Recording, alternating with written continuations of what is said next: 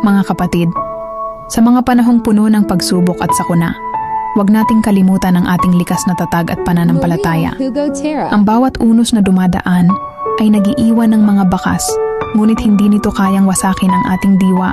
Tayo ay isang bansang paulit-ulit na bumangon, at sa bawat pagbangon, mas lumalakas at nagiging matatag. Ang pananampalataya ang ating sandigan. Ito ang nagbibigay sa atin ng pag-asa na may liwanag sa dulo ng bawat dilim. Sa bawat pagtulong at pagdadamayan, ipinapakita natin ang tunay na kahulugan ng pagiging Pilipino. Huwag tayong panghinaan ng loob.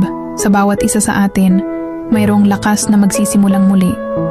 Magtiwala tayo sa Diyos, sa ating sarili, at sa ating kapwa. Sama-sama, kaya nating lampasan ang anumang pagsubok. Bangon Pilipinas, may pag-asa sa bawat isa.